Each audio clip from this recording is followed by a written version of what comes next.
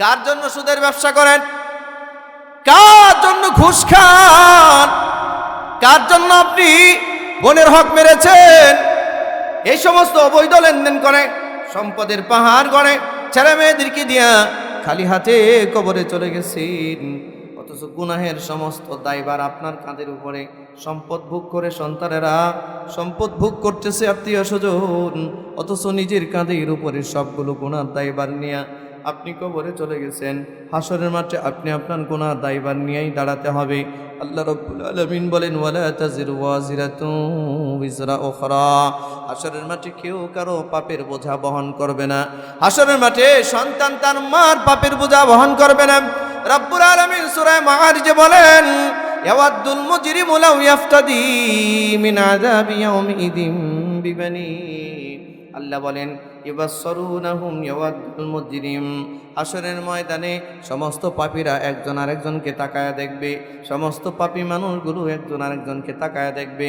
ইয়াওয়াদ্দুল মুজরিমু লাউ ইয়াফতাদি মিন আযাবি ইয়াউমিদিন বিবানি।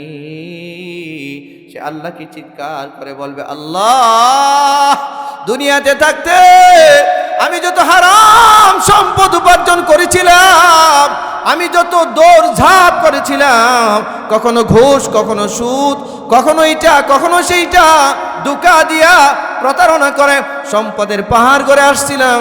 আর আমার এই সন্তানগুলো সম্পদ ভোগ করেছিল। আমার রেখে আসা সম্পদ দিয়ে এরা ইয়াবা খাইতো, ইয়াবা। মনে রাখবেন, হারাম সম্পদ দিয়ে সন্তান কখনো উপকৃত হবে না।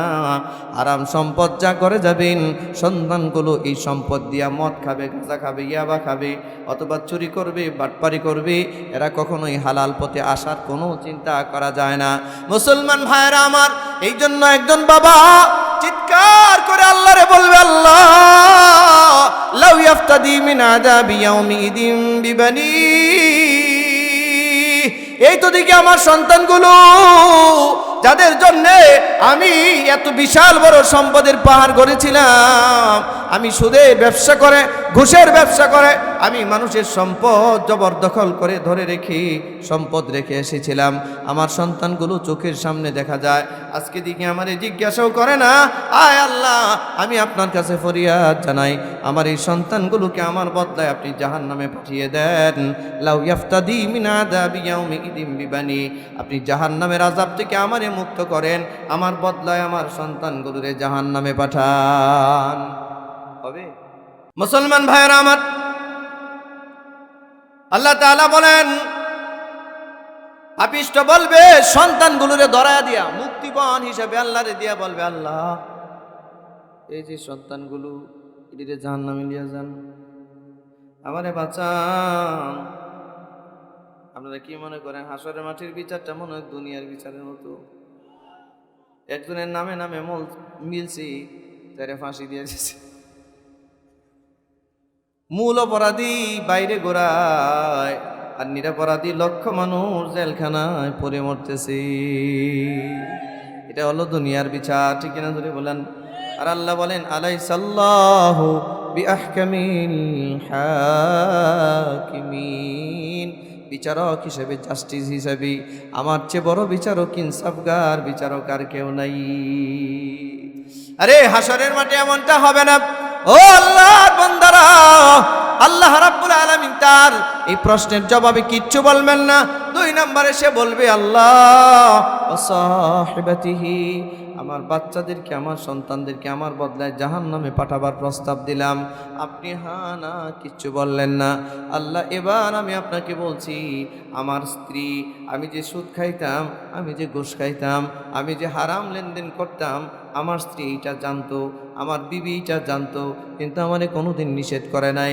আল্লাহ, আমার সম্পদ রেখে আসছি, আমার এই সম্পদ এরা ভোগ করছে। আল্লাহ, এই স্ত্রী দিকে আমার সামনে ঘোরাচ্ছে। ও আল্লাহ, আমার স্ত্রীকে আপনি জাহান্নামে পাঠান, তার বদলায় আমারে মুক্ত করে। মুসলমান ভাইয়েরা আমার, এজন্য আপনাদেরকে বলছি, সমাজের সামাজিক অপরাধগুলো বন্ধ করতে হবে। যৌতুকের মতো একটা গুনাহ বন্ধ করতে হবে, আমাদের গায়ে হলুদের মতো জঘন্য গুনাহ বন্ধ করতে হবে। আমাদের সমাজের মধ্যে সপ্তাহ পর্যন্ত পেপি এরকম ডেস্ক লাগায়া গান বন্ধ করতে হবে বিয়ের মধ্যে। যৌতুক নিয়ে বিয়ে করা যাবে না, বিয়ে দেওয়া যাবে না, অন্যের হক মেরে দেওয়া যাবে না, বন্ধুর হক মারা যাবে না, প্রতিবেশীর হক মারা যাবে না, আত্মীয় স্বজনের হক মারা যাবে না। আপনার প্রতিবেশী, হ্যাঁ হ্যাঁ হ্যাঁ, আপনাদের এলাকায় ক্ষেতের সীমানারে কি বলে? লাইল, বুঝেন তো? আমাদের ময়মনসিংহ বলে আইল। আইল আর লাইল, বুঝছেন তো? আজ থেকে 10 বছর আগে, 15 বছর আগে এই ক্ষেতের লাইল দিয়া 10 জন মানুষ হাঁটতে যাইতে পারতো একসাথে, আর এখন কুকুরের একটা বাচ্চাও যাইতে পারে না। হ্যাঁ, না করতেছেন? কি পরিমাণ কাটাটা কাটছে, ঠিক না? কাঠটা একেবারে সাফা করে দিছে, জমিনটা বড় করছে। মুসলমান ভাইয়েরা আমার, বহু মানুষ আছে এইভাবে প্রতিবেশীকে হক মারে দেয়, অথচ আল্লাহর রাসূল বলছেন, হযরত আবু যর রাদিয়াল্লাহু তাআলা আনহু কি, হযরত আবু যরের মতো একজন সাহাবী, আল্লাহর নবী বলেন, মুসলিম শরীফের হাদিস 2625 নম্বর হাদিস, রাসূল বলেন, আবু যর, তুমি যখন তরকারি রান্না করতে যাবে, তরকারির মধ্যে একটু বেশি ঝোল দিও, ঝোল দিয়া যে তরকারিটা তুমি খাবে, একটু একটু হইলেও প্রতিবেশীকে দিয়ে খেও। এই যে হৃদ্যটা, এই যে একটা বন্ধন, এটা একটা ইবাদত, এটা আছে আমাদের সমাজে এখন? বলেন তো চাচারা, বলেন আছে কি? এখন তো ভাই মরে পরে থাকলেও দেখতে যায় না, তরকারি দিব তো দূরের কথা। দুই ভাই একই মসজিদে নামাজ পড়ে, একই ইমামের পিছনে নামাজ পড়ে, 10 বছর 15 বছর 20 বছর যাবত কথা বলে না। ওই যে পৈতৃক সম্পত্তি নিয়ে একটু ধাক্কাধাক্কি লাগছে, নাই? আপনাদের এলাকায় নাই? কেউ কারোর সাথে কথা বলে না, নামাজ পড়ে ঠিক, কিন্তু কেউ কারো খবর নেয় না, রাস্তায় পড়লে সালামও দেয় না, জিজ্ঞাসাও করে না, অথচ নামাজ পড়ে। কি লাভ? মুসলমান ভাইয়েরা আমার, এজন্য বলছি শুনুন, বোনগুলোর যে হক আছে, প্রতিবেশীর যে হক আছে, ভাইদের যে হক আছে, এগুলো বুঝাইয়া দিতে হবে। এগুলো বুঝাইয়া না দিয়া শুধু দৌড়াইলে লাভ নাই, ফলাফল 0 হয়ে যাবে। মনে রাখবেন, আপনারা যদি বিশ্বাস করেন যে বাবার রেখে দেওয়া সম্পত্তির মধ্যে বোনদের হক আছে, এটা কি মনে করেন সবাই? কারা কারা মনে করেন? একটু হাত দেখান তো। বাবার রেখে যাওয়া সম্পত্তিতে বোনদের হক আছে? আছে? এই 2টা আঙ্গুল ধরেন, পোশাক করে ধরেন, ভাই উঠান না, কষ্ট হইতেছে, কেরে উঠান। বলেন, বাবার রেখে যাওয়া সম্পত্তিতে 2 বোন যা পায়, 1 ভাই তা পায়। এই যে বিধানটা, এটা আমার দেওয়া, আমি দিছি। কে দিয়েছেন? আপনারা হাত উঠাইছেন না, বলছেন না, আঙ্গুল দেখাইছেন না। এবার আপনি বুঝেন আল্লাহর সাথে, আমি আমার সর্বোচ্চটা করে গেছি। বোনগুলো আসলে বলেন, ভয় দেখান, নানান কথা বলেন। আপনি আপনার বোনদেরকে হক দেন না, ভয় দেখান, বলেন অংশ নিলে ধ্বংস হয়ে যেতে হয়। ভাই, অংশ নিলে যদি ধ্বংস হয়ে যেতে হয়, তাহলে বোনের বাচ্চা যদি মরে একটা, আপনার তো মরার কথা 2টা। বুঝতে পারেন নাই মনে হয়, বুঝতে পারেন নাই? বোনের বাচ্চা যদি একটা মরে বাচ্চা, তা আপনার মরার কথা কয়টা? কেননা আপনি বাবার সম্পত্তিতে ডাবল পান, ঠিক কিনা? হ্যাঁ, জুড়ে বলেন, ঠিক কিনা? তো বোন পাই যা, তার চেয়ে আপনি পান ডাবল। বোনের মরলে একটা, আপনার মরার কথা 2টা। তো আপনি এই সমস্ত ভুয়া কথা বলে বোনটাকে ভয় দেখেন কেন? ভয় দেখা যায় বাড়ি থেকে বিদায় করছে, আর হক দেয় না, হক না দিয়া মরে গেছে, এখনো অমীমাংসিত অবস্থায় এই অবস্থাগুলো রেখে মরে গেছে, ঠিক কিনা? জুড়ে বলেন, আছে কিনা এমন মানুষ? এই মানুষগুলো আবার অনেক সময় মসজিদের প্রথম কাতারে গিয়ে বসে, ঠিক নয় কি? ক্ষেতের লাইল কেটে বাঁকা টাকা বানায়া বাড়ির সীমানা, চাষার কাম তো নাই, কোদাল একটা নিয়া সমানে বাড়ির চারপাশে ঘুরে, ঘুইরা ঘুইরা কখনো গিয়ে এখানে কাটে, এনে গিয়ে গাছের ডাল কাটে, এই করে ওই করে, এর লাস্টে গিয়া বাড়ির যে সীমানা আছে পিলারটা এটা ওটাইয়া 2 হাত ভিতরে ঢুকাই দিয়েছে। নাই নাই নাই, এই এই বসো, এই কই যাও মিয়া, বসো। শোনো, বুঝছো না, এটা তোমাদের দরকার। চাচারা যা করার তো করছি, করে লাইছে, এটা তোমরা। হ্যাঁ, এখনো পর্যন্ত প্রতিবেশীর হক বোঝায় দেয় নাই, মেয়েদের হকও বোঝায় দেয় নাই। চাচা আলহাজ, বিশাল বড় আলহাজ চাচা, জায়গার দাম বেশি তো ছেলেগুলোরে সব সম্পত্তি লিখে দিয়া মেয়েদেরকে 1% দেয় নাই। মুরব্বী এরকম নাই? যেটা বলেন নাই, নাই এরকম সব সম্পত্তি লিখে দিছে কারে? এই ঘটনাটা আপনাদের কুমিল্লায় খুব বেশি ঘটে, খুব বেশি ঘটে। কারণ সম্পত্তি জায়গার দাম বেশি তো। আগে তো এত টাকা টোকা ছিল না, এখন তো বিদেশ টিদেশ গিয়ে এখন যার কিচ্ছু ছিল না, হ্যাঁ এখন অনেক কিছু, ঠিক না? এমন এইসব অনেক কিছু বাড়ছে, ঠিক কি না জোরে বলেন আমার ভাইয়ারা? এই যে হালত, চাচা হজে যাবার আগে বা মরার আগে মেয়েগুলো ডেকে না কয়, মারে কিছু তো দিতে পারলাম না, সম্পদ তো সব ছেলেদেরকে লিখে দিয়ে দিছি, তোদেরকে দোয়া দিয়ে দিছি।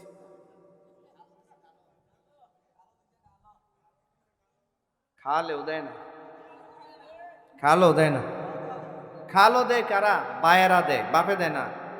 বাপি দিলে ভালোটাই দেয়, আর যেটা দেয় না একবারই দেয় না। আর ভাইয়েরা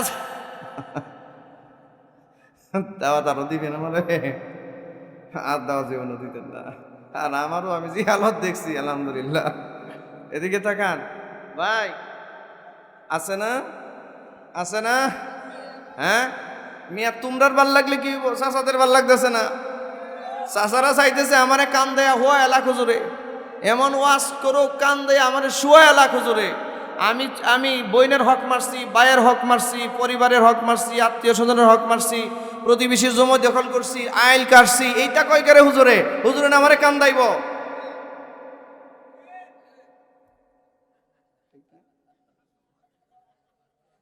কথা কন না কেন? আমি ওনারে কান দাবো, উনি কত মানুষের হক মাইরা দিয়েছে, ওনারে কান দাইতে আমনের মতো মানুষ। এই ভাই, বোনের হক মেরে কি তবা তার? ভাইয়ের হক মেরে কিসের তবা তার? আত্মীয় স্বজনের হক মেরে কিসের কিসের তবা তার? তার তবা হচ্ছে যার যেটা মারছি ফিরাই দিতে হবে। তারপরে মসজিদে গিয়ে 2 রাকাত নামাজ পড়ে সিজদায় পড়ে বলেন, আল্লাহ ভুল করছি মাফ করে দেন। আমারও তবা পড়ানোর দরকার নাই, আপনারও বলার দরকার নাই, মাফ করার মালিক আল্লাহ।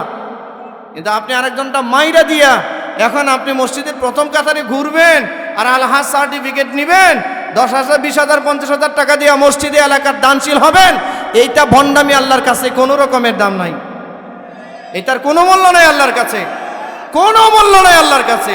এটা আপনার মজা লাগুক আর নাই লাগুক, শুনতে হবে আপনার। এটা আপনি ভুল করছেন, ফিরে আসেন, ভুল করছেন।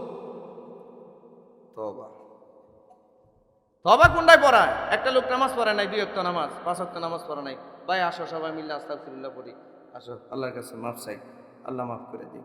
আপনি আপনার বোনের সব সম্পদ মেরে দিলেন, 50 লাখ টাকা সম্পদ মেরে দিলেন, আমি আইসি আপনার তওবা পড়াইতে, আর আমি আপনার তওবা আমি পড়াই না। আমি কে রে? আব্দুল কাদের জিলানীর কবর থেকে টাইম নাও যদি আনেন, আল্লাহ যদি কন বড় ভিড়, আমার একটু তওবা পড়ান, লাভ হকটা জোরে কন।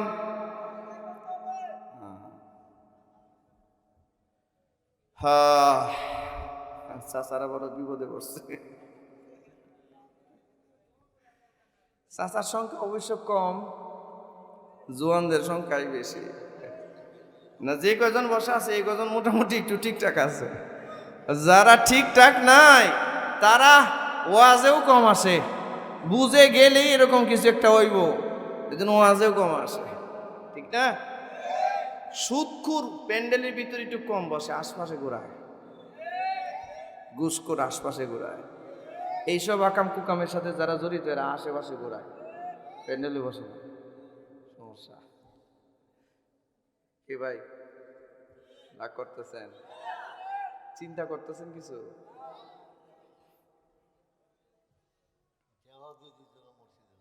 হ্যাঁ, না টাকা দিব। আপনি সুদ করে টাকা নিবেন কেন মসজিদে? হ্যাঁ জোরে বলেন। সুদ করে টাকা হারাম, ঘুষ করে টাকা হারাম, জমি দখলকারী টাকা হারাম, ঠিক কিনা জোরে বলেন? এই হারাম টাকা দিয়ে মসজিদ বানানো যায় নাই, কখনো জায়েজ নাই। ওরে বাপ রে বাপ, এলাকার কুখ্যাত সুদখোর 10,000 টাকা 20,000 টাকা দিছে মসজিদে। মা গো মা, হুজুরে কয় মারহাবা, সামনে আন, এরা ধরে সামনে নিয়ে, একেবারে সামনে নিয়ে ইমামতির মুসল্লায় বসায় দিছে।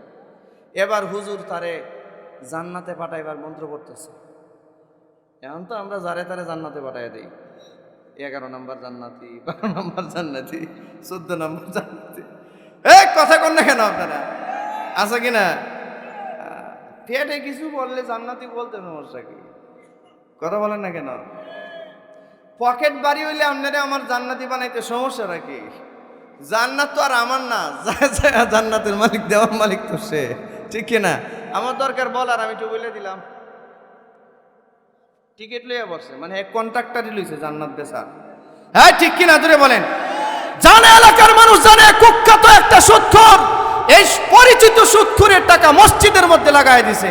সমস্যা হইলে আপনাদের মসজিদ দেখানো তো সমস্যা, এইটা না, আমি অন্য মসজিদের কথা বলতেছি। মসজিদের মধ্যে নিয়ে এলাকার কুখ্যাত সুদখোর 20,000 টাকা দিছে, মারহাবা বইলা। এবার হুজুর তার ফজিলত বর্ণনা করে এমন ফজিলত দিছে আর এমন মারহাবা দিছে, সুদখোর তো মনে মনে জান্নাতের 8 রাস্তার মোড়ে ঘুরতেছে। যে সর্বনাশ, মাসে 2 লাখ 3 লাখ টাকা সুদে টাকা পাই, মাত্র দিছি 10,000। যেই দোয়া পাইছি, এই ব্যবসা তো আরো বাড়াবার দরকার, আগামীতে দরকারে 50,000 দিব না। কথা কন না কেন? দিবেন আরো দাওয়াত আমারে? হ্যাঁ, এই ওয়াজ সালমান ফার্সি ছাড়া অন্য কারো কাছে পাবেন না। এটি বলতে চায় না, বললে বেটার দাওয়াত কমে যায়, বললে তার অনেক কিছু কমে যায়। আর মসজিদের ইমাম সাহেব যদি বয়ান করে, তাদের উপায়ই নেই। সাথে সাথে মিটিং বসাইয়া জামা নামাজের পরে করবে, হুজুর আসসালামু আলাইকুম, গাঠিগুলা কই আছে হুজুর, ঠিক না? জান গা হুজুর, আপনার জুমাই দেখছি, আসরের নামাজে না দেখি, ঠিক না? কেশিয়ার আইসা কয়, হুজুর আপনি কেমনে জানেন আমি যে সুদখোর? হ্যাঁ, আপনার বেতন নাই, যান বেতন ছাড়াই যান। কত মসজিদে, কত মাদ্রাসা, এলাকার বিখ্যাত সুদখোররা সভাপতি। কথা কন না করে? এই আপনাদের এলাকার কথা বলতেছি না ভাই, বিশ্বাস করেন আমি কিন্তু জানি না, আপনাদের এই এলাকায় প্রথম আসছি, আর কোনোদিন আসবো বলে আমার মনে হয় না। আমি বলি আপনাদেরকে, আমি চিনিও না আপনাদেরকে, কিন্তু এইসব আছে কি না? ভাই, আপনারা একটা সাধারণ জিনিস বলেন তো, সুদখোরের টাকা হালাল না হারাম? আরো জোরে, আরো জোরে যুবক আওয়াজ দিয়ে বলো, সুদখোরের টাকা হালাল না হারাম? কারা মনে করেন হারাম, হাত দেখান। সুদখোরের টাকা হালাল না হারাম? জোরে, আরো জোরে, আরো জোরে, আরো জোরে।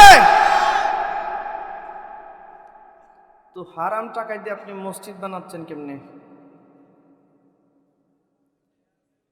কেমনে বানাইছেন মসজিদ? হ্যাঁ, পত্তন, পত্তন কি? ও 10,000-এ 15,000 নাকি? 10,000-এ 15,000, যেইটাই হোক এইটা করা যাবে না। 15,000 হোক আর যেটাই হোক, 1 টাকাও যদি সুদ, এটা সুদ। আল্লাহ নবী সাল্লাল্লাহু আলাইহি ওয়াসাল্লাম বললেন, 1 টাকা যদি সুদে কেউ লেনদেন করে, 36 বার মার সাথে জিনার গুনাহ করছে। আসতে বললেন যে নাউযুবিল্লাহ। কোরআনে কারীমে আল্লাহ তাআলা বলেন সূরা বাকারার 275 নম্বর আয়াত, আল্লাযীনা ইয়াকুলুনা আর-রিবা লা ইয়াকুমুনা ইল্লা কামা ইয়াকুমুল্লাযী ইয়াতাখাব্বাতুহু আশ-শাইতানু মিনাল মাস। আল্লাহ বলেন আল্লাযীনা, যারা ইয়াকুলুনা খায়, আর রিবা সুদ, যারা সুদ খায়, লা ইয়াকুমুনা ইল্লা কামা ইয়াকুমুল্লাযী ইয়াতাখাব্বাতুহু শাইতানু মিনাল মাস। এই সুদখোররে কবর থেকে হাসরের মাঠে আল্লাহ এমনভাবে উঠাবে, একটা জিনে ধরা রুগী শয়তান যদি কাউকে আসর করে, জিনে যদি কাউকে আসর করে, জিনে ধরা রুগী যেমন মাতাল হয়, পাগল হয়। জিনে ধরা রুগী দেখছেন নি আপনারা? হ্যাঁ, দেখবেন জিনে ধরলে কিন্তু দুর্বল একটা মানুষ ধাক্কা দিলে পড়ে যায়। জিনে ধরলে শক্তিশালী 20 জন মানুষ মিলে তারে ধরে রাখা যায় না, এত শক্তি পায় সে শুধু ছুটে যেতে চায়, চলে যেতে চায়। জিনে ধরা রুগী বাপ চিনে না, মা চিনে না। জিনে ধরা রুগী সন্তান চিনে না, স্বামী চিনে না, স্ত্রী চিনে না, পাগলামি করে। আল্লাহ বলেন লা ইয়াকুমুনা ইল্লা কামা ইয়াকুমুল্লাযী ইয়াতাখাব্বাতুহু শাইতানু মিনাল মাস। জিনে ধরা রুগী যেমন পাগল হয়, ওই সুদখোরটাকে কবর থেকে এমনি পাগলের মতো ওঠানো হবে। আমি বলছি, কে বলছেন? কি উঠে যাবেন গা? উঠে গেলে বুঝবো আপনি রুগী। উঠে যায়েন না, লুড একটু বেশি হইলেও শুনে যান। কোরআন মাজিদ সূরা বাকারা, কোন সূরা? জবান খোলেন, আয়াত নাম্বার 275। আয়াত নাম্বার 200। আমি যে কথাটা বলছি আয়াতে বলা আছে, আপনার বিশ্বাস না হইলে বাড়ি থেকে একটু খুইলা দেখে। মিয়া গাত্তেরামি করেন না, ঘাটতেরামি না কইরা সুদের মতো ভয়াবহ গুনাহ ছাড়েন। সুদখোরকে বয়কট করুন, বয়কট। সুদখোরের টাকা মসজিদে নেবেন না, সুদখোরের টাকা মসজিদে নেওয়া জায়েজ নাই। মনে রাখবেন, যাকাতের টাকা, যাকাতের টাকা কি মসজিদে দেওয়া যায়? আসতে বলছেন কেন? যাকাতের টাকা কি মসজিদে দেওয়া যায়? যাকাতের টাকা দিয়ে কি মসজিদের ইমাম সাহেবের বেতন দেওয়া যায়? যাকাতের টাকা দিয়ে কি মাদ্রাসার হুজুরদের বেতন দেওয়া যায়? ঘটনা কি? যাকাতের টাকা কি হারাম? হ্যাঁ, ওনারে আল্লাহ সম্পদ দিছেন, শত শত কোটি টাকার মালিক বানাইছেন, ওনারে দিছেন, আমারে দিছেন। আমার হালাল সম্পদ, সম্পদের 2.5% হিসাব করে বছর শেষে আমি যাকাত দিয়ে দিব, এই সম্পদটা কি হারাম? তাহলে এই হালাল সম্পদটা দিয়েও যখন মসজিদের কাজ করা যায় না, তাহলে আপনি সুদখোরের হারাম টাকা দিয়ে কেমনে মসজিদের কাজ করেন আমার একটু বুঝাইয়া যান। আইন আসেন, মসজিদ কমিটি যদি এলাকার পরিচিত কোনো সুদখোরের জেনে শুনে টাকা নিয়ে মূল ফান্ডে লাগায় আর এই টাকা দিয়ে মসজিদ নির্মাণ করে, এই কমিটি হাসরের মাঠে আল্লাহর দরবারে জবাবদিহিতার আদালতে দাঁড়াতে হবে। ভাই 500 টাকা করে বসে জবাবদিহিতার আদালতে দাঁড়াতে হবে। কি করতে পারবেন? এই সব সুদখোর টুটকুর যদি টাকা দিয়েও ফেলায়, মসজিদের ভিতরে ঢুকেন না, বাইরে রাখেন, মূল ফান্ডের সাথে লাগাবেন না। বাইরে রেখে সর্বোচ্চ আপনি টয়লেট বানাইতে পারেন। টয়লেট আছে না, মসজিদের টয়লেট লাগে না, টয়লেট বানাবেন, তা ওযুখানা না, হাম্মাম। কি ভাই রাগ করতেছে? ব্যথা লাগতেছে, খারাপ লাগতেছে, মুসরামসরি শুরু হয়েছে, মাথাটা ঘুরাইতেছে। হ্যাঁ, স্যার কি খামো মুরব্বী?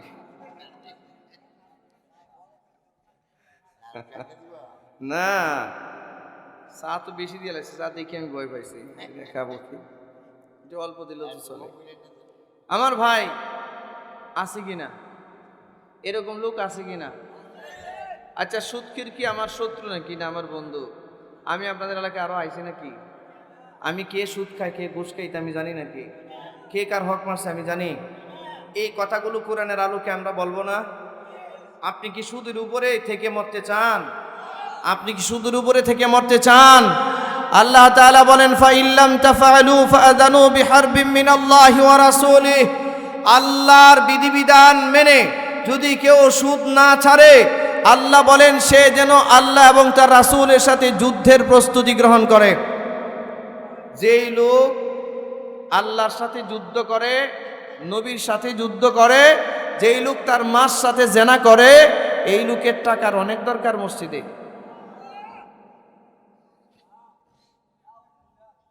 অনেক দরকার। এই এদিকে তাকাও, কথা বলো না কেউ।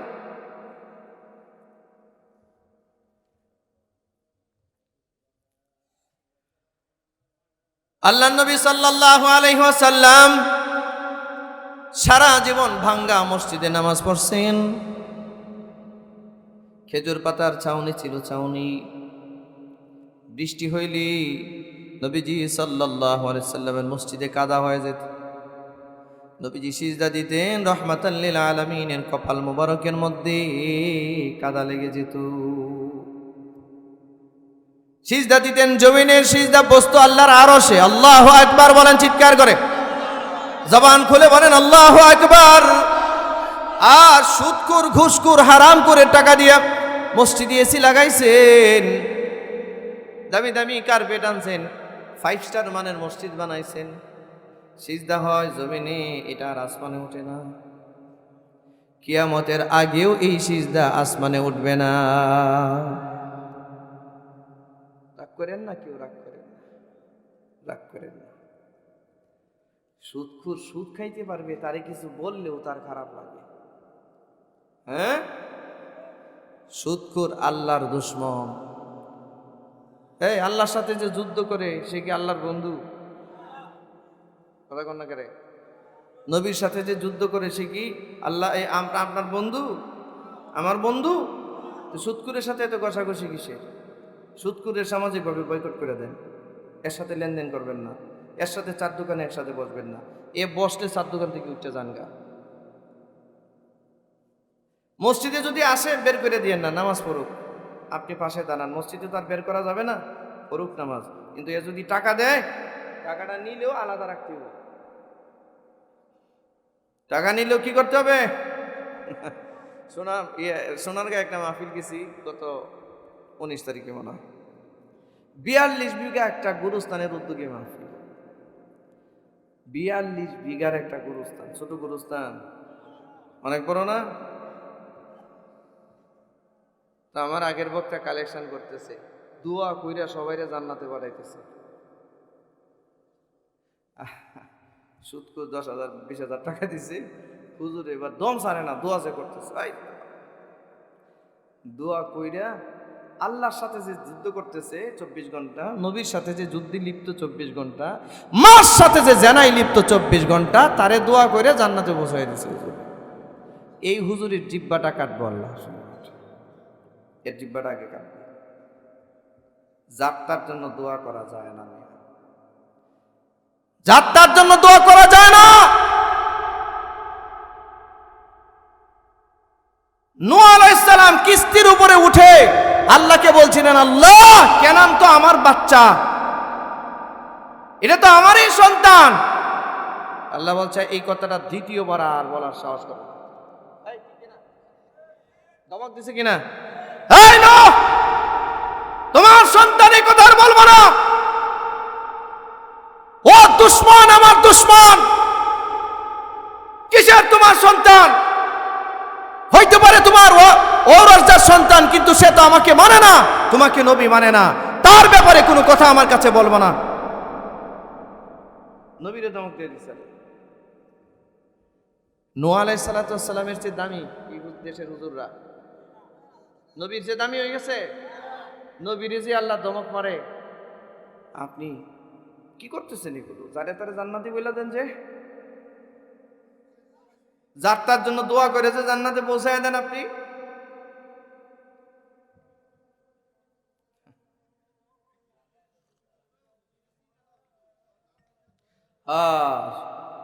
আপনি পাড়ানা মানতে একটু পাড়ানা মান। হুজুর যদি না চিনে সেটা ভিন্ন জিনিস, কিন্তু হুজুরদের অবশ্যই এটা শোনার দরকারও নাই, জানার দরকারও নাই। কেডা সুদ খায়, কেডা ঘুষ খায়, এটা জানার আমাদের দরকার আছে। ইমাম সাহেবের জানার দরকার আছে। কেশিয়ার যা এসে কয়, হুজুর আমি যে সুদ খাই আপনি কেমনে জানেন? হুজুর কিন্তু জানেও না যে সুদ খায়। সুদের বয়ান করছে তো এই বেড়ার উপরে গিয়া পড়ছে। হ্যাঁ, সুদ খাই তো ঝামেলা কি? এখন মসজিদে বয়ান কর্ম কোনটা? আচ্ছা বয়ান কি করার আছে, কোন বয়ান করবো? আপনার নাম শিখাইয়া দেন। আল্লাহ আপনি বুঝ দান করেন, আল্লাহ আপনি বুঝ দান করেন। রাগ করছেন ভাই না? হ্যাঁ, কয় ঘন্টা হয়েছে? হ্যাঁ, না না না, কয়টায় উঠছি? 9:30। 9:30। আচ্ছা ধরেন 10:45, 10:45, 10টা, 11টা, 11:15 বাজে। অনেক হয়েছে, আর না, লুট বেশি হয়ে গেছে, আর নিতে পারতেন না, পরে ঝামেলা হইব। আমারে আর ওয়াজ করতে বলেন না। হ্যাঁ,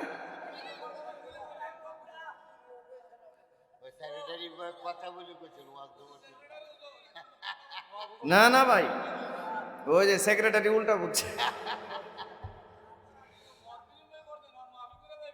না না, এই যে দেন আমাদের দেশের মানুষের হালত কি, আমাদের দেশের মানুষরা মনে করে সুর দিয়ে ওয়াজ করলে এটা ওয়াজ, আর এমনি বুঝায়া কোরআন হাদিসের কথা বললে এটা ওয়াজ মনে করে না।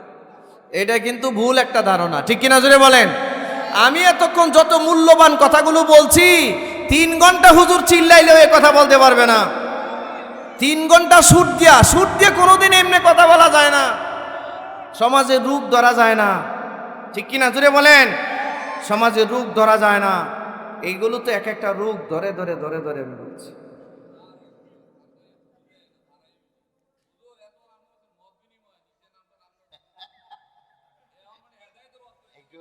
না আরে বাবা, এর চেয়ে বড় হেদায়েতের কোনো ওয়াজই নাই এই দেশে। আমি যতটুকু সতর্ক করছি, এর চেয়ে হেদায়েতের কোনো কথা আছে? আমি তো সতর্ক করছি, ঠিক কি না? সতর্ক করে বলছি। আল্লাহ আপনি বোঝ দান করেন। বাবাজি, এই যে সুদ খাইতেছেন, এই যে ঘুষ খাইতেছেন, এই যে বোনের হক মারতেছেন, প্রতিবেশীকে জ্বালাইতেছেন, প্রতিবেশী আপনার জ্বালায় মনে মনে নিয়ত করছে, আরে ইয়া যদি মরে তাহলে মিষ্টি বিতরণ করব। আলহামদুলিল্লাহ, এমন জ্বালানি জ্বালাইছে, ঠিক না?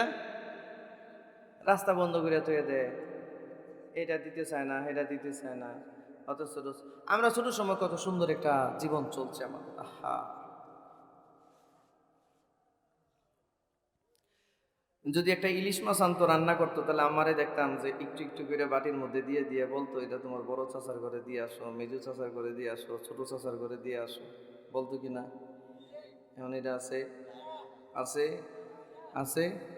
সম্পদ বাড়ছে, মানুষের সম্পদ বাড়ছে, মানুষের শিক্ষার হার বাড়ছে, কিন্তু মূলত তাকায় দেখেন মানুষগুলো শিক্ষার নামে, সম্পদের নামে হাইওয়ান আর জানোয়ারের দিকে চলতেছে।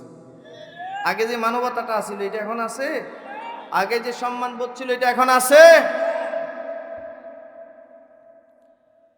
মুসলমান ভাইয়েরা আমার, এজন্য বলতেছি শুনুন, আল্লাহ রাব্বুল আলামিন কোরআনুল কারীমের মধ্যে বলেন, এই যে অবৈধ পথে অর্জিত যত সম্পদ আছে, এই সম্পদগুলো হাসরের মাঠে ওয়া আলজামনাহু তাইরাহু ফি উনুকিহি, সবটুকুন সম্পদ ওই ব্যক্তির কাঁধের মধ্যে আল্লাহ উঠাইয়া দিবি, কাঁধের মধ্যে ঝুলাইয়া দিয়া ফেরেশতাদেরকে দিয়া পিটায়া পিটায়া তারে জাহান্নামে নিক্ষেপ করবি। কার জন্য সুদের ব্যবসা করেন? কার জন্য ঘুষ খান? কার জন্য আপনি বোনের হক মেরেছেন? এই সমস্ত অবৈধ লেনদেন করে, সম্পদের পাহাড় গড়ে ছেলে মেয়েদেরকে দিয়া খালি হাতে কবরে চলে গেছেন। অথচ গুনাহের সমস্ত দায়ভার আপনার কাঁধের উপরে। সম্পদ ভোগ করে সন্তানেরা সম্পদ ভোগ করতেছে, আত্মীয় স্বজন, অথচ নিজের কাঁধের উপরে সবগুলো গুনার দায়ভার নিয়ে আপনি কবরে চলে গেছেন। হাসরের মাঠে আপনি আপনার গুনার দায়ভার নিয়েই দাঁড়াতে হবে। আল্লাহ রাব্বুল আলামিন বলেন, ওয়ালা তাজিরু ওয়াজিরাতুন বিজরা উখরা। হাসরের মাঠে কেউ কারো পাপের বোঝা বহন করবে না।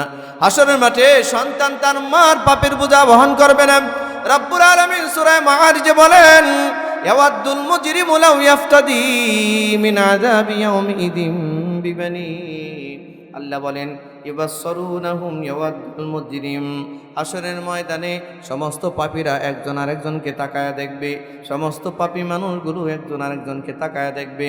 ইয়াওয়াদুল মুজরিমু লাউ ইয়াফতাদি মিন আযাবি ইয়াউমিদিন বিবানি, সে আল্লাহকে চিৎকার করে বলবে, আল্লাহ দুনিয়াতে থাকতে আমি যত হারাম সম্পদ উপার্জন করেছিলাম, আমি যত দৌড়ঝাঁপ করেছিলাম, কখনো ঘুষ, কখনো সুদ, কখনো এইটা কখনো সেইটা, ধোঁকা দিয়া প্রতারণা করে সম্পদের পাহাড় করে আসছিলাম, আর আমার এই সন্তানগুলো সম্পদ ভোগ করেছিল।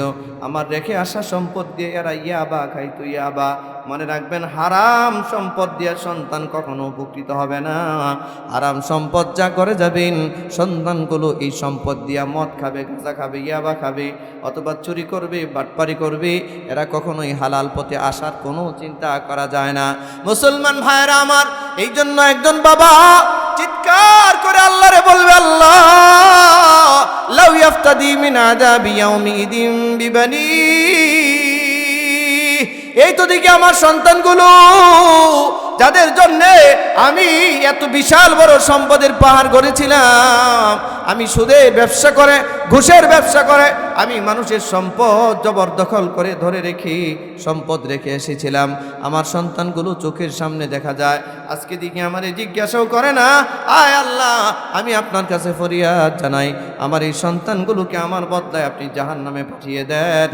লাউ ইয়াফতাদি মিন আযাবি ইয়াউমিদিন বিবানি, আপনি জাহান্নামের আযাব থেকে আমারে মুক্ত করেন, আমার বদলায় আমার সন্তানগুলোরে জাহান্নামে পাঠান। হবে কি রে ভাই, কথা মন না করে? এই বেটা, তোমরা হাফেজ হাফেজ নি?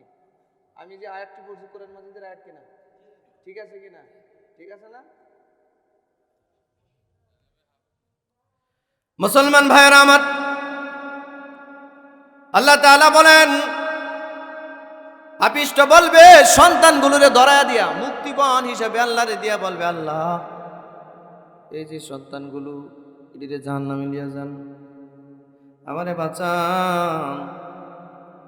আপনারা কি মনে করেন হাসরের মাঠের বিচারটা মনে হয় দুনিয়ার বিচারের মতো? একজনের নামে নামে মিলছি, তারে ফাঁসি দিয়ে দিয়েছে। মূল অপরাধী বাইরে গোড়ায়, আর নিরপরাধী লক্ষ মানুষ জেলখানায় পড়ে মরতেছে। এটা হলো দুনিয়ার বিচার, ঠিক কিনা ধরে বলেন? আর আল্লাহ বলেন, আলাইসাল্লাহু বিআহকামিল হাকিমিন, বিচারক হিসেবে, জাস্টিস হিসেবে আমার চেয়ে বড় বিচারক, ইনসাফগার বিচারক আর কেউ নাই। আরে হাসরের মাঠে এমনটা হবে না। ও আল্লাহর বান্দারা, আল্লাহ রাব্বুল আলামিন তার এই প্রশ্নের জবাবে কিচ্ছু বলবেন না। 2 নম্বরে সে বলবে, আল্লাহ ওয়া সাহিবাতিহি, আমার বাচ্চাদেরকে, আমার সন্তানদেরকে আমার বদলায় জাহান্নামে পাঠাবার প্রস্তাব দিলাম, আপনি হ্যাঁ না কিচ্ছু বললেন না। আল্লাহ এবার আমি আপনাকে বলছি, আমার স্ত্রী, আমি যে সুদ খাইতাম, আমি যে ঘুষ খাইতাম, আমি যে হারাম লেনদেন করতাম, আমার স্ত্রী এটা জানতো, আমার বিবি এটা জানতো, কিন্তু আমারে কোনোদিন নিষেধ করে নাই। আল্লাহ আমার সম্পদ রেখে আসছি, আমার এই সম্পদ এরা ভোগ করছে। আল্লাহ এই স্ত্রী দিকে আমার সামনে ঘোরাচ্ছে। ও আল্লাহ, আমার স্ত্রীকে আপনি জাহান্নামে পাঠান, তার বদলায় আমারে মুক্ত করে। হবে? এই মানুষগুলো একটু দেখায়, আর না এলে মনে মনে ভাববো, হুজুর করতে কি কইতেছে কেটা জানে, একটু দেখাই।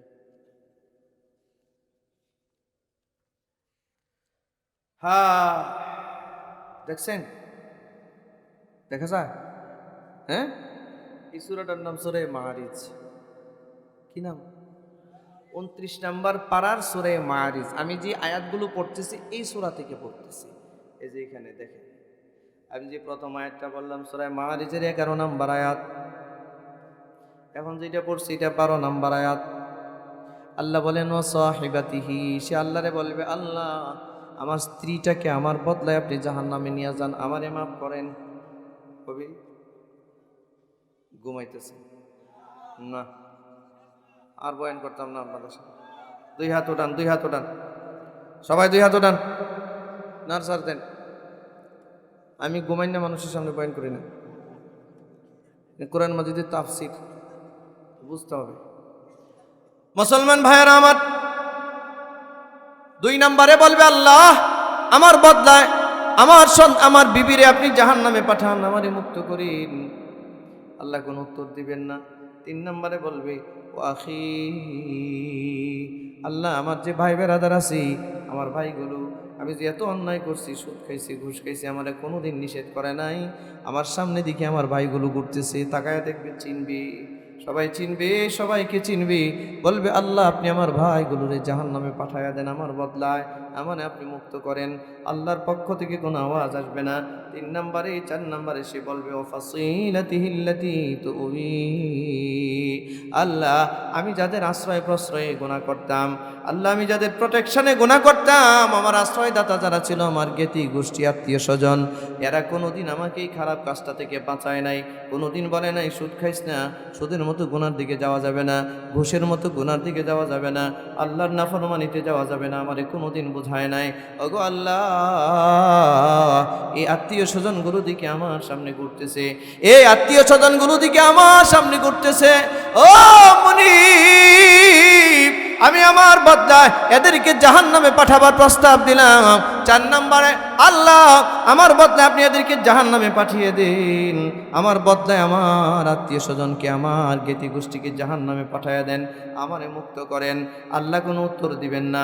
পাঁচ নম্বরে আল্লাহ রাব্বুল আলামিন বলেন ওমান ফিল আরদি জামিয়া, তার মাথা গরম হয়ে যাবে, সে এবার আল্লাহরে ডাক দিয়ে বলবে আল্লাহ, এক নম্বরে আমার সন্তানগুলো আমার বদলায় মুক্তিপণ হিসেবে দিলাম, যে ওদেরকে জাহান্নামে পাঠান, আমারে মুক্ত করেন, আপনি কোনো উত্তর দিলেন না। দুই নম্বরে বললাম আমার বিবিরে আমার বদলায় জাহান্নামে পাঠান, আমারে মুক্ত করেন, আপনি কোনো উত্তর দিলেন না।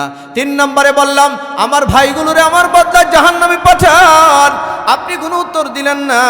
চার নম্বরে বললাম অফাসিলাতিহিল্লাতি তুবি, আল্লাহ আমার বদলায় আমার আত্মীয় স্বজনকে গোষ্ঠী এদেরকে জাহান্নামে পাঠান, আমাকে মুক্ত করেন, আপনি কবুল করলেন না। আমি এখন সর্বশেষ বলতেছি ওমান ফিল আরদি জামিয়া, আল্লাহ আমার বদলায় সারা জমিনে, সারা পৃথিবীতে যত মানুষ গিয়েছিল সবগুলো মানুষকে আপনি জাহান্নামে পাঠিয়ে দেন, আমারে মুক্ত করেন। আচ্ছা এটা হইল কথা কন্যা করে, জোরে কন্যা করে। আচ্ছা আমার পাপের বোঝা আপনারা নিয়ে আপনারা জাহান্নামে যাবেন? আপনার পাপের বোঝা আমি নিব? হ্যাঁ, আপনার বিবি নিবে, আপনার বাচ্চা নিবে, মসজিদের ইমাম নিবে, কেউ নিবে পাপের বোঝা কারোরটা? ওয়ালা তাজিরু ওয়াজিরাতু উযরা উখরা, আল্লাহ তাআলা বলেন ওই দিন কেউ কারো পাপের বোঝা বহন করবে না। আমার পাপের বোঝা আমার সন্তান গ্রহণ করবে না, আমার পাপের বোঝা আমার বিবি গ্রহণ করবে না, আমার পাপের বোঝা আমার ভাই বেরাদের গ্রহণ করবে না, আমার পাপের বোঝা আমার মসজিদের ইমাম বহন করবে না, আমার পাপের বোঝা আমার জ্ঞাতি গোষ্ঠী বহন করবে না, দলের নেতাও বহন করবে না, আমার পাপের বোঝা আমার আত্মীয় স্বজন আশ্রয়দাতারা কোনোদিন গ্রহণ করবে না। মুসলমান ভাইয়েরা আমার, ওই লোকটা ডাক দেয়া বলবে আল্লাহ আমি আবার আপনাকে বলছি ওমান ফিল আরদি জামিয়া, আল্লাহ আমার বদলায় সারা দুনিয়াতে যত মানুষ ছিল সব মানুষে জাহান্নামে পাঠান, সুম্মা ইউনজি, আল্লাহ তবু আপনি আমারে মুক্ত করেন, আমারে নাজাত করেন। কয়বার বলল বলেন, কয়বার বলল? কারে কারে বলল? এক নম্বরে বলল নিজের সন্তান জাহান্নামে পাঠান, দুই নম্বরে বলল নিজের স্ত্রী জাহান্নামে পাঠান, তিন নম্বরে বলল নিজের ভাই বেরাদার জাহান্নামে পাঠান, চার নম্বরে বলল আত্মীয় স্বজন জাহান্নামে পাঠান, পাঁচ নম্বরে বলল সারা দুনিয়ার মানুষ জাহান্নামে পাঠান, সুম্মা ইউনজি, তারপর আমারে মুক্ত করেন। এবার আল্লাহ তাআলা ডাক দিয়া বলবেন কাল্লা, যদি বলেন আল্লাহু আকবার। এবার আল্লাহ বলবেন কাল্লা, কখনো নয়, কখনো নয়, ইন্নাহা লাযা, ওই দেখ জাহান্নামে লেলিহান শিখা দাও দাও করতেছে, দাও দাও করতেছে, ইন্নাহা লাযা নাযাআতাল লিশাওয়া তাদউ মান আদবারা ওয়া তাওয়াল্লা। আল্লাহ তাআলা বলবেন জাহান্নামে লিলিহান শিখা দাও দাও করতেছে, যখন বলবেন জাহান্নামের লিলিহান শিখা আরো উচ্চ স্বরে আওয়াজ করবে, গর্জে উঠবে, ডাক দিয়া সব মানুষগুলোরে, এই পাপীগুলোরে ডাক দিয়া বলবে তাদউ মান আদবার খানা ওয়া তাওয়াল্লা। এদিকে আয়, অনেক ওয়াজ শুনছিস ঘুষ খাওয়া হারাম, কিন্তু কোনোদিন ঘুষ ছাড়স নাই। অনেক ওয়াজ শুনেছিস মসজিদের ইমাম সাহেবের কাছে, কত আলেম তোদেরকে এসে বলেছে সুদ খাওয়া যাবে না, কিন্তু বারবার তুই সুদের ব্যবসা করেছিস। বলেন তো দেখি, এই সমাজের সুদখোররা কি জানে না সুদ খাওয়া যে হারাম? কথা বলেন না কেন? এই সমাজের ঘুষখোররা কি জানে না ঘুষ খাওয়া হারাম? এই সমাজের জেনাখোররা কি জানে না জেনা করা হারাম? এই সমাজের সব পাপীরা জানে এটা পাপ, তারপরেও ছাড়ে না। বছরের পর বছর শুনতেছে, তারপরেও ছাড়ে না। এই জন্য জাহান্নামের আগুন তারে ডাক দিয়ে বলবে। আল্লাহ রাব্বুল আলামিন বলেন, এটা হচ্ছে 17 নম্বর আয়াত। আল্লাহ বলেন, তাদউ মান আদবারা ওয়া তাওয়াল্লা। আলেমরা যখন ওয়াজ করছে, সুদের ওয়াজ মজা লাগে না, উঠে চলে গেছো, পিছনে গিয়ে আরো হুজুরের বদনাম করছো, হুজুর আর ওয়াজ খুঁজে পাইছে না, ঠিক না জোরে বলেন? ঘাটতেরামি করে চলে গেছো। আলেমরা তোমার ঘুষের বিরুদ্ধে, তোমার জমি দখলের বিরুদ্ধে, তোমার অন্যায়ের বিরুদ্ধে যখন কথা বলছে, তুমি মুখ ফিরায় চলে গেছো। এবার জাহান্নাম ডাক দেয়া বলবে, তাদউ, এদিকে আয়, আদবারা ওয়া তাওয়াল্লা, বহুবার মুখ ফিরাইছো, আজকে আর মুখ ফিরাবার সময় নাই। জাহান্নামের লিলিহান আগুনের শিখা তার একটা থাবা দিবে, থাবা দিয়া সোজা জাহান্নামের ভিতরে নিক্ষেপ করবে, কোনো মাপ নাই। এই জন্য আপনাদেরকে বলি, ও দুনিয়ার মুসলমান, ও দেবিদ্বারের মুসলমান, অনুরোধ করে বলতেছি, বাবাজি হয়তো আমার কষ্ট কথাগুলো শুনতে একটু খারাপ লাগছে, একটু কঠিন হয়েছে। কঠিন কিছু কথা আল্লাহ তো বলছেন, আল্লাহ নিজে স্বয়ং বলে দিয়েছেন, ফাইল্লাম তাফআলু ফাআযানু বিহারবিম মিনাল্লাহি ওয়া রাসূলি। কেউ যদি সুদের ব্যবসা না ছাড়ে, সে যেন আমার সাথে যুদ্ধের প্রস্তুতি গ্রহণ করে। আপনি বলেন তো দেখি, এটা সামান্য কথা? এটা কি নরমাল কথা? হ্যাঁ, আল্লাহ বলেন সে যেন আমার সাথে যুদ্ধের প্রস্তুতি গ্রহণ করে। আল্লাহ এত বড় ধমক দিচ্ছেন, আমি তো আর একটু সহনীয়ভাবে বলছি, যদিও বারাক করে থাকেন, তারপরে অনুরোধ করতেছি, সুদ কখনোই মানুষকে আরাম দিতে পারে না, হারাম কখনোই মানুষকে আরাম দিতে পারে না। আল্লাহ বলেন, ইয়ামহাকুল্লাহুর রিবা, সুদের যত অর্জিত সম্পদ আমি ধ্বংস করি। আচ্ছা, আল্লাহ সুদের সম্পদ ধ্বংস করার দায়িত্ব নিছে, কে নিছে? আপনাদের যদি বিশ্বাস না হয়, সূরা বাকারার 275 নম্বর আয়াত থেকে 221 নম্বর আয়াত পর্যন্ত শুধুমাত্র সুদখোরের ব্যাপারে আল্লাহ আলোচনা করছেন। কোরআন মাজিদে এমন অপরাধ নাই যে পুরা একটা পৃষ্ঠা ব্যাপী ওই অপরাধের ব্যাপারে আল্লাহ আলোচনা করছেন, কিন্তু আল্লাহ এই কোরআনের ভিতরে শুধুমাত্র সুদখোরের বিপরীতে পুরা একটা পৃষ্ঠা আলোচনা করছেন। আল্লাহ তাআলা বলেন, হে বান্দা, এই জন্য ফিরে আসো, ঘুরে আসো। সর্বশেষ 281 নম্বর আয়াত আল্লাহ ডাক দিয়ে বলেন, ওয়াত্তাকু ইয়াওমান তুরজাউনা ফীহি ইলাল্লাহ। এ আল্লাহর বান্দা, আল্লাহ নিজে ডাক দিয়া বলেন, সুদখোরে বলছেন, বারবার বলছেন। এরপরে আগের আয়াতের মধ্যে বলছেন, ফামান জাআহু মাউইযাতুম মির রাব্বিহি ফান্তাহা ফালাহু মা সালাফ। সুদখোররেও সান্ত্বনা দিয়েছেন আল্লাহ, তুমি 30 বছর সুদ খাইছো, 40 বছর সুদ খাইছো, 50 বছর সুদ খাইছো, এ বান্দা বুঝে খাও আর না বুঝে খাও, তুমি হারাম খাইছো, যেটাই করছো বান্দা, আর সুদ বাড়ায়ও না, আর একদিনও সুদ খায়ও না। ফামান জাআহু মাউইযাতুম মির রাব্বিহি, তোমার রব তোমারে ওয়াজ করতেছে, বয়ান করতেছে, ফান্তাহা, সুদ ছেড়ে দাও, ফালাহু মা সালাফ, তোমার অতীতটা অতীত হয়ে যাবে, ওয়া আমরুহু ইলাল্লাহ, আমি আল্লাহ তোমার অতীতের সমস্ত পাপের দায়ভার গ্রহণ করব। সুবহানাল্লাহ, জোরে বলেন। আচ্ছা, সুদখোরের জন্য এর চেয়ে আর ভালো কোনো কথা আছে? 30 বছর 40 বছর সুদ খাওয়ার পরেও আল্লাহ বলেন, এ গুনাহগার, এ হারামখোর, ফিরে আয়, আর সুদ খাইস না, ফান্তাহা, ছেড়ে দে, ফালাহু মা সালাফ, তোর অতীত। মানুষ তোরে সুদখোর জানলেও আমি বলতেছি, ও আমরুহু ইলাল্লাহ, আমি আল্লাহ তোর সব দায়িত্ব নিয়ে নিব।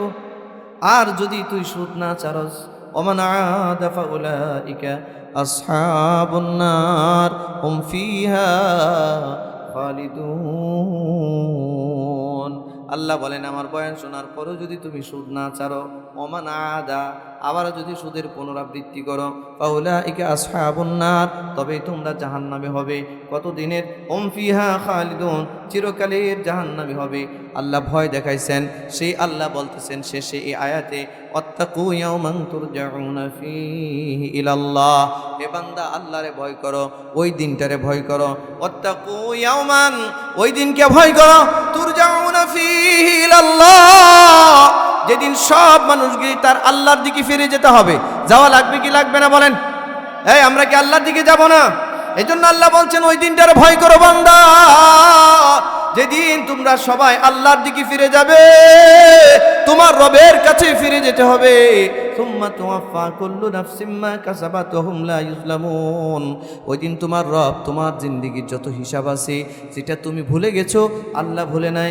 20 বছর আগের গুনাহ তুমি ভুলে গেছো, তোমার আল্লাহ বলে নাই। সবগুলো বিষয় আল্লাহ তোমাকে একেবারে পুঙ্খানুপুঙ্খ বুঝিয়ে দিবেন, তোমার উপরে জুলুম করবেন না। অতএব তুমি ওই দিনটাকে স্মরণ করো আর ভয় করো, কারণ ওই দিন তুমি জবাব দিতে পারবে না। এ কারণে সুদ থেকে ফিরে আসো, ঘুষ থেকে ফিরে আসো, ভূমি দখল থেকে ফিরে আসো, বন্ধের হক মারা থেকে ফিরে আসো, এই প্রতিবেশীকে অত্যাচার করা থেকে ফিরে আসো, গীবত শেখায়ত থেকে ফিরে আসো, মানুষকে কষ্ট দেওয়া থেকে ফিরে আসো। এই অল্প হোক অল্প হোক অল্প হোক, আপনি সুদের টাকা মসজিদে 50 লাখ দেওয়া লাভ নাই, 20 লাখ দেওয়া লাভ নাই, 5 লাখ দেওয়া লাভ নাই। আপনি হালাল পথে উপার্জিত 500 টাকা মসজিদে দান করে দেন, হয়তো বা এই 500 টাকার মধ্যে আল্লাহ 5 লাখ টাকার কাজের বরকত মসজিদে দিয়ে দিবি। ঠিক কি না জোরে বলুন? মুসলমান ভাইয়েরা আমার, আল্লাহ বলেন সুদখোররে আমি ধ্বংস করি, ইয়ামহাকুল্লাহুর রিবা, আমি সুদ ধ্বংস করে দেই। আমি আল্লাহ যারে ধ্বংস করে বলেন তারে রক্ষা করে কে? যারে আল্লাহ ধ্বংস করে দেয় তারে কেটা বাঁচাইব? আছে। আর আল্লাহ যারে বাঁচায় দেয় তারে মারে কি? পারবে কেউ? পারবে কেউ বাঁচাইতে? আল্লাহ বলেন ইয়ামহাকুল্লাহুর রিবা, আমি সুদ ধ্বংস করে দেই, ওয়ায়ুরবি সাদাকাত, হালাল পথের সাদকাকে আমি আল্লাহ বাড়ায়া দেই। আপনি 5 লাখ দিতে পারলেন না কিন্তু 500 দিছেন, 5 লাখে হারাম থাকতে পারে, হারাম দিলেন না, হালাল দিছেন 5000, এই 5000 টাকায় আপনার জন্য মুক্তির কারণ হতে পারে। ঠিক কিনা? মনে থাকবে? তাক করছেন? আসবেন সুদ থেকে ফিরে, ঘুষ থেকে ফিরে, মানুষকে কষ্ট দেওয়া থেকে ফিরে আসবেন? কারা কারা রাজি আছেন হাতে? আল্লাহ আপনি তৌফিক দান করেন, জোরে বলেন আমিন। রাগ করছেন? রাগ করলে মাফ করে দিয়েন।